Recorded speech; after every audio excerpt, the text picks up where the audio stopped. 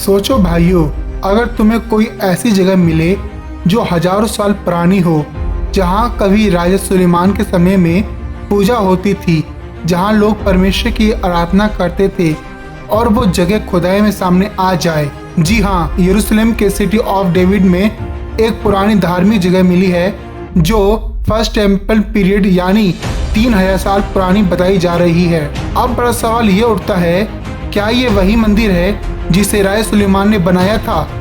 क्या ये बाइबल में लिखी गई बातों का सबसे बड़ा सबूत है? और अगर हाँ, तो ये खोज दुनिया के लिए इतनी बड़ी क्यों है?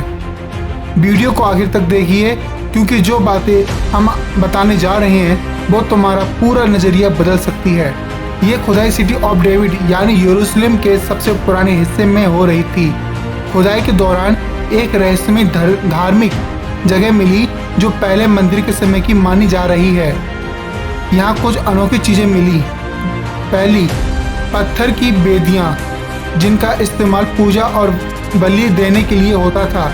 दूसरी, पुराने बर्तन और औजार जो इस बात का संकेत देते हैं कि यहाँ धार्मिक अनुष्ठान होते थे। तीसरी, मिट्टी की प्राचीन मोहरें जो बताती हैं कि ये कोई आम जगह नहीं बल्कि एक पवित्र स्थान था। अब जरा सोचो, अगर ये जगह राजा सुलेमान के मंदिर से जुड़ी हो तो क्या ये बाइबल के सच होने का सबसे बड़ा सबूत नहीं होगा? बाइबल में इस जगह का जिक्र पहला राजा 6 अध्याय उसकी पहली आयत से लेकर 48 आयत में साफ लिखा है कि राजा सुलेमान ने परमेश्वर के लिए एक भव्य मंदिर बनाया था।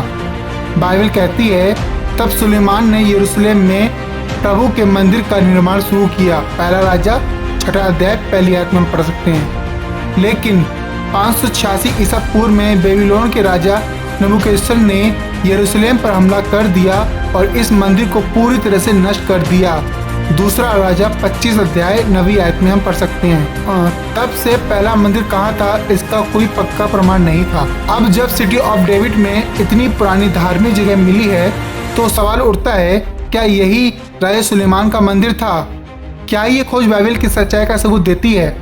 भाइयों, इतिहास में कई लोग बाइबल को बस एक कहानी मानते थे, लेकिन आर्कियोलॉजी बार बार ये साबित कर रहा है कि बाइबल में लिखी बातें सच। इससे पहले भी कई बड़ी खोजें हुई हैं, जैसे राजा दाऊद का महल, हिजकिय्याह की सील जो बाइबल के राजा हिजकिय्याह की पुष्टि करती है, सदोम और गमोरा के नष्ट होने का प्रमाण। अब ये 3000 साल पुरानी धार्मिक संरचना हमें और पक्का यकीन दिलाती है कि बाइबल की कहानियां सिर्फ कहानियां नहीं बल्कि इतिहास की सच्चाई है। क्या ये सच में राजा सुलेमान का मंदिर है? अब सबसे बड़ा सवाल यह है कि क्या ये खोज सीधे राजा सुलेमान के मंदिर से जुड़ी है? अभी तक 100% पक्का नहीं कहा जा सकता, लेकिन कई बड़े संकेत बताते हैं कि यह जगह उसी समय की है जब पहला मंदिर बना था। यह जगह बहुत पुरानी है, ये लगभग 3000 साल पुरानी हो सकती है या मानी जा रही है, जो बिल्कुल फर्स्ट टेम्पल पीरियड से मेल खाती है।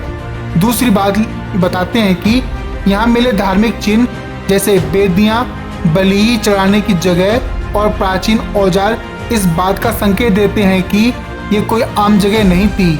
राजा सुलेमान के मंदिर का निर्माण बाइबल में मिलता है और ये खोज उसी दिशा में इशारा कर रही है। हालांकि कुछ वैज्ञानिक अभी और रिसर्च कर रहे हैं ताकि ये पूरी तरह से साबित हो सके कि ये राजा सुलेमान के मंदिर का हिस्सा था या कोई और प्राचीन धार्मिक स्थान। ये खोज इतनी चौंकाने वाली क्यों है? भाई सोचो, अगर ये खोज सुलेमान के मंदिर से जुड़ी साबित हो जाती है तो ये इतिहास की सबसे बड़ी खोजों में से एक होगी।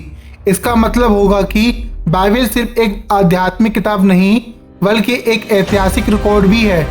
जितनी भी भविष्यवाणियां बाइबल में लिखी हैं वो भी सच साबित हो सकती हैं। अगर ये सब सच है तो क्या बाइबल की अंत समय की भविष्यवाणियां भी सच हो सकती हैं, यानी मसीह की वापसी, दुनिया का अंत और परमेश्वर का न्याय?